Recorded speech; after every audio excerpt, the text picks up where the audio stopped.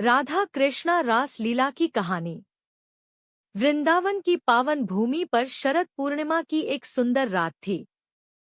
आसमान में चांद अपनी शीतल चांदनी बिखेर रहा था और यमुना के किनारे हल्की हल्की हवा बह रही थी। पूरा वातावरण शांत और दिव्य था।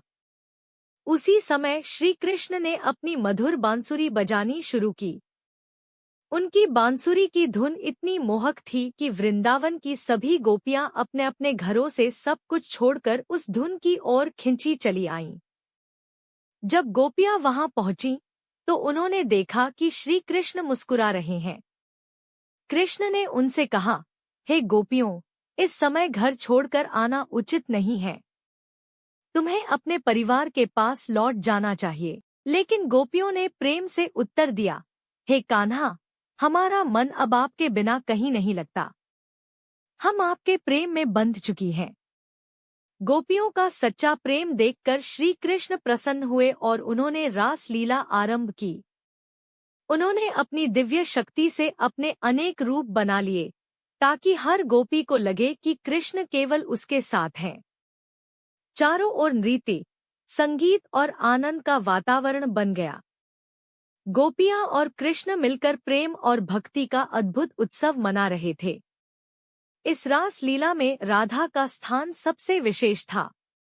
उनका और श्री कृष्ण का प्रेम सबसे गहरा और पवित्र था। कुछ समय बाद राधा को लगा कि कृष्ण उन्हें सबसे अधिक प्रेम करते हैं। उनके मन में थोड़ा सा गर्व आ गया। यह देखकर श्री कृष्ण अचानक वहां से अदृश्य हो गए। कृष्ण के गायब होते ही राधा और सभी गोपियां दुखी और व्याकुल हो उठीं। वे जंगल जंगल भटककर कृष्ण को खोजने लगी। वे हर पेड़, हर नदी से पूछती, हे कान्हा, आप कहाँ हैं?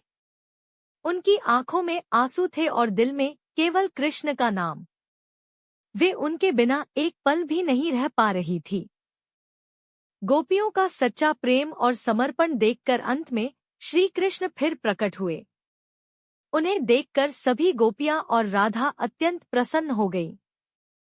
इसके बाद फिर से रास लीला शुरू हुई, लेकिन इस बार सभी के मन में केवल प्रेम और भक्ति थी। अहंकार का नाम भी नहीं था। कहानी से सीख। सच्चा प्रेम अहंकार से मुक्त होता है। भगवान तक पहुंचने का मार्ग भक्ति और समर्पण है। राधा और श्री कृष्ण का प्रेम आत्मा और परमात्मा के मिलन का प्रतीक है।